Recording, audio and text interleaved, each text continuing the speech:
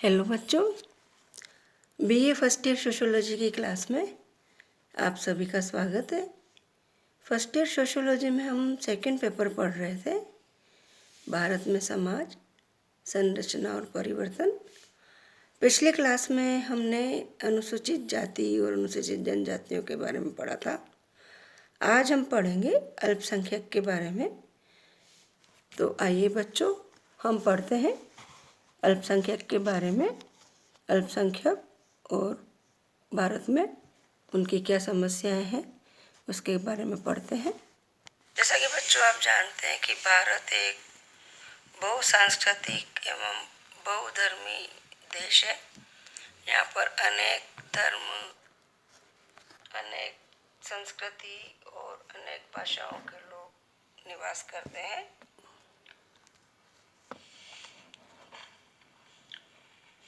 भारतीय संविधान में अल्पसंख्यक की वैसे कोई परिभाषा नहीं दी गई है, लेकिन अनुच्छेद 29 और 30 में अल्पसंख्यक वर्ग के लिए कुछ अधिकार दिए गए हैं, जिससे यह स्पष्ट होता है कि धर्म और भाषा को अल्पसंख्यक का आधार माना गया है। धार्मिक आधार पर यदि हम देखें तो भारत में 6 प्रकार के अल्पसंख्यकों को भारतीय सरकार ने चिन्हित किया है। मुस्लिम, सिख, ईसाई, बौद्ध, जैन, ये यहाँ पर, और फारसी, ये यहाँ पे भारत में अल्पसंख्यक चिन्हित किए गए हैं धर्म के आधार पर। इन सब अल्पसंख्यकों में से सबसे बड़ा समुदाय मुस्लिम अल्पसंख्यक समुदाय है।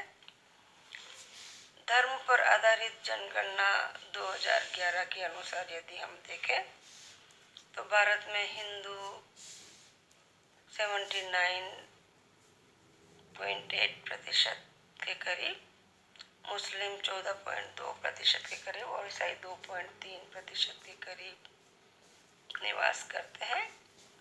राज्यवार अगर हम देखें तो सबसे अधिक हिंदू जनसंख्या प्रतिशत हिमाचल प्रदेश 95.17 वहाँ पर है, और सबसे कम मिजोरम में 2.75% है। सबसे अधिक मुस्लिम जनसंख्या प्रतिशत वाला राज्य या केंद्र शासित प्रदेश लक्षद्वीप और जम्मू कश्मीर है। सर्वाधिक ईसाई जनसंख्या प्रतिशत वाला राज्य 2011 की जनगणना के अनुसार नागालैंड है। इसी तरह से सिखों की सबसे अधिक जनसंख्या प्रतिशत पंजाब में, और बौद्धों की सिक्किम में, और जैन की महाराष्ट्र में है। इस तरह से हम देखते हैं कि जो धर्म एक राज्य में बहुसंख्यक है वही दूसरे राज्य में अल्पसंख्यक भी है। तो बच्चों आप जानते हैं ये अल्पसंख्यक क्या है और बहुसंख्यक क्या है। जैसा कि मैंने आपको बताया कि भारत विविधताओं का देश है। यहाँ पर बहुत सारे धर्म, जाति, भाषा के और संस्कृति के लोग निवास करते हैं। इसी तरह से यहाँ पर बहुत सारे अल्पसंख्यक समुदाय के लोग भी निवास करते हैं, जिनकी स्थिति बहुसंख्यक समुदायों से भिन्न है। अल्पसंख्यक मतलब जो संख्या में कम है, और बहुसंख्यक मतलब जो संख्या में ज़्यादा है। भारतीय संविधान में जैसा कि मैंने आपको बताया कि भारतीय संविधान में अल्पसंख्यक शब्द को परिभाषित नहीं किया गया है, परंतु इसे 2 परिस्थिति में किसी व्यक्ति के धर्म व भाषा हेतु प्रयोग किया गया है। धर्म और भाषा के आधार पर इसके लिए प्रयोग किया गया है। शब्द को केंद्रीय सरकार ने अल्पसंख्यकों हेतु राष्ट्रीय आयोग अधिनियम 1992 में 6 अल्पसंख्यक समुदायों को चिन्हित किया था, जो कि मैंने आपको बताए थे। मुस्लिम, ईसाई, बौद्ध और सिख और फारसी और जैन को चिन्हित किया गया। जैनियों को 2014 में जोड़ा गया था। अब है अल्पसंख्यकों की समस्याएं और चिंताएं क्या है, वो मैं आपको बताती हूँ। इससे पहले मैं अब आपको बताती हूँ अल्पसंख्यकों की समस्याएं क्या है। अल्पसंख्यकों की सबसे पहली समस्या है पहचान की समस्या। इतिहास, पृष्ठभूमि, सामाजिक सांस्कृतिक सभ्यताओं की विभिन्नता के फलस्वरूप अल्पसंख्यकों में सर्वत्र पहचान की समस्या रहती है तथा उन्हें बहुसंख्यकों से सामंजस्य स्थापित करने में समस्या उत्पन्न होती है। भिन्न पहचान व समाज में अपेक्षाकृत कम संख्या में जीवन हानि व संपत्ति हानि का भय उत्पन्न करती है, तो इसलिए अल्पसंख्यकों को सुरक्षा की भी समस्या रहती है। अल्पसंख्यक व बहुसंख्यक में इस प्रकार की समस्या सामाजिक स्थिति को और जटिल बना देती है ना, क्योंकि जब पहचान की समस्या रहती है तो भिन्न पहचान और समाज में अपेक्षाकृत कम संख्या में जीवन हानि व संपत्ति हानि का भय उत्पन्न करती है। फिर नेक्स्ट है समता की समस्या। समाज का अल्पसंख्यक वर्ग विभेदन के कारण अवसर का लाभ उठाने से वंचित रहा है। भिन्न पहचान के कारण भी अल्पसंख्यकों को असमानता की अवधारणा ने जन्म ले लिया है। नेक्स्ट इनकी समस्या पिछड़ापन। अल्पसंख्यक समुदाय समाज के मुख्य धारा से जुड़ नहीं पाया। सच्चर समिति की रिपोर्ट को आधार मानने यदि तो मुस्लिम समुदाय की स्थिति अनुसूचित जाति व अनुसूचित जनजाति से भी जुड़ी है। यह समस्या अल्पसंख्यकों को अधिक भ्रमित होने हेतु अधिक सुभेद्य बनाती है। नेक्स्ट इनकी समस्या है प्रतिनिधित्व की समस्या। 17वीं लोकसभा में 90.4% सांसद हिंदू है, जबकि 5.2% मुस्लिम तथा अन्य अल्पसंख्यक समुदाय मात्र 4% है। भारतीय अफसरशाही में मुस्लिम प्रतिनिधित्व मात्र 2.5% है। यह सच्चर समिति ने रिपोर्ट दी है। नेक्स्ट इनकी समस्या है अस्पष्ट परिभाषा। अल्पसंख्यक शब्द की अस्पष्ट परिभाषा एक बड़ी समस्या को जन्म देती है। यह सरकारी योजनाओं के लागू होने में भी बहुत ही गलतियों में बढ़ोतरी करती है। हाल ही में इस संदर्भ में उच्चतम न्यायालय में एक जनहित याचिका भी लंबित हुई है।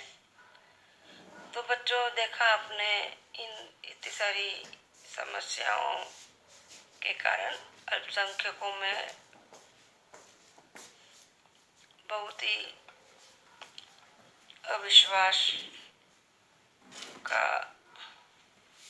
अविश्वास उत्पन्न होता है, जो कि राष्ट्र की एकता अखंडता हेतु खतरा बन करके क्षेत्रवाद व संप्रदायवाद को बढ़ावा देती है। ये सारी समस्याएं अल्पसंख्यकों में विश्वास घाटे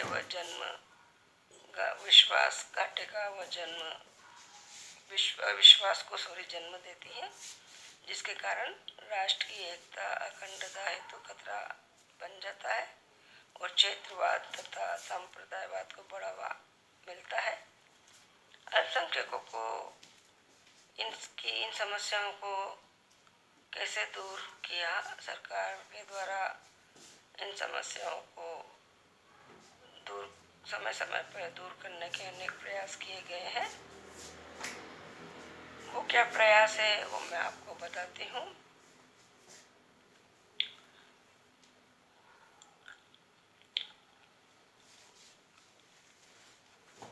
अल्पसंख्यकों को सहायता व संरक्षण भारतीय संविधान, कानून तथा विभिन्न योजनाओं के माध्यम से सरकार के द्वारा दिया गया है। संवैधानिक संरक्षण जो जो दिए गए हैं वो मैं आपको बताती हूँ। पहला, संवैधानिक संरक्षण अल्पसंख्यकों को मूल अधिकारों के अंतर्गत दिया गया है। अनुच्छेद 29(1) में यह अनुच्छेद 29(1) के अनुसार नागरिकों के किसी अनुभाग अपनी बोली, भाषा, लिपि व संस्कृति को सुरक्षित रखने का अधिकार है। अनुच्छेद 30(1) सभी अल्पसंख्यक वर्गों को अपनी रुचि की संस्कृति, शिक्षा संस्थाओं की स्थापना और प्रशासन का अधिकार देता है। अनुच्छेद 30(2) राज्य आर्थिक सहायता देने में अल्पसंख्यकों द्वारा प्रबंधित संस्थानों में विभेद नहीं करेगा, ऐसा कहा गया है। भाग 17 राजभाषा के अंतर्गत भी संरक्षण दिया गया है।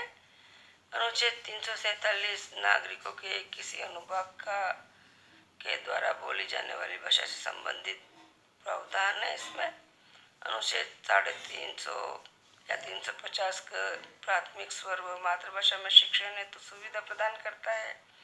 अनुच्छेद 350 का भाषाई अल्पसंख्यकों हेतु विशेष पदाधिकारी व उसकी शक्तियाँ व कार्य के बारे में बात बताता है। फिर विभिन्न संरक्षण और भी हैं, जैसे राष्ट्रीय अल्पसंख्यक आयोग अधिनियम 1992। यह अधिनियम केंद्र सरकार द्वारा एक अल्पसंख्यक आयोग की स्थापना का प्रावधान करता है, जिसमें 6 सदस्य होते हैं, जिनमें अध्यक्ष 5 सदस्य अल्पसंख्यक समुदाय से होने आवश्यक है, ऐसा प्रावधान है। फिर है वक्फ अधिनियम। यह मुस्लिम समुदाय दान से संबंधित अधिनियम है। केंद्रीय वक्फ परिषद एक सांविधिक निकाय है, संवैधानिक निकाय है, जो कि भारत में सभी वक्फों के प्रशासन को प्रतिबंधित करती है। वक्फ मुस्लिम समुदायों के लोगों द्वारा स्वेच्छा से दी गई चल या अचल संपत्ति होती है, जो धार्मिक या सेवार्थ उद्देश्य हेतु प्रयुक्त होती है। ये दान मुसरत उल खिदमत के नाम से जाना जाता है तथा दानकर्ता को वाकिफ के नाम से जाना जाता है। फिर नेक्स्ट है नागरिकता संशोधन अधिनियम 2019। यह अधिनियम 2014 के पूर्व पाकिस्तान, अफगानिस्तान और बांग्लादेश से धार्मिक उत्पीड़न का शिकार होकर विस्थापित हुए अल्पसंख्यकों को नागरिकता नियमों में छूट देता है। 12 वर्ष के स्थान पर 6 वर्ष, जिसमें हिंदू, ईसाई, सिख, जैन व बौद्ध है। इनमें हिंदू के अतिरिक्त अन्य भारत में भी अल्पसंख्यक है। कार्यकारी विशेषाधिकारी। विधिक उपायों के अतिरिक्त केंद्र सरकार अपने मंत्रालयों, विभागों, समितियों के द्वारा अल्पसंख्यकों को विशेष संरक्षण देती है। 2006 में अल्पसंख्यक संबंधी मुद्दे व विशेष ध्यान हेतु अल्पसंख्यक मंत्रालय का गठन किया गया है। विदेश मंत्रालय हज समिति संबंधित मुद्दों का भी निवारण करता है।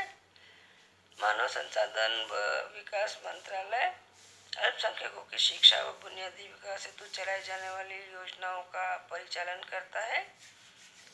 इसके अलावा अल्पसंख्यक शैक्षिक संस्थानों हेतु राष्ट्रीय आयोग भी है।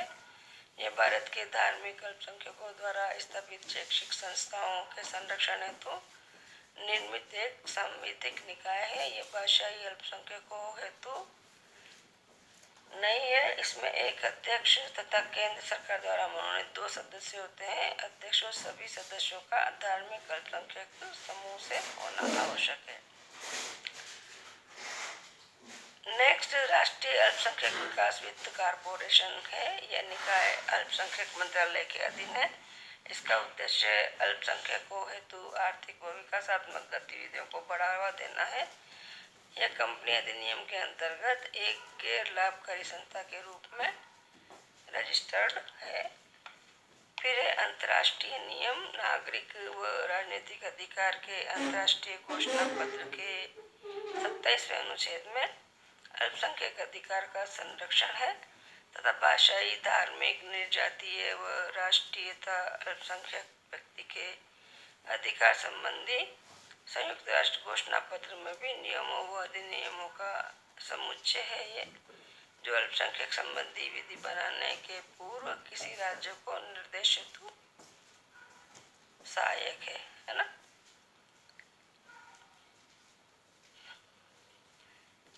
इस प्रकार से बच्चों, आपने देखा कि अल्पसंख्यकों की समस्याओं को दूर करने के लिए सरकार ने बहुत सारे प्रयास किए हैं। आज इतना ही, अगला टॉपिक अगली क्लास में पढ़ेंगे। Thank you.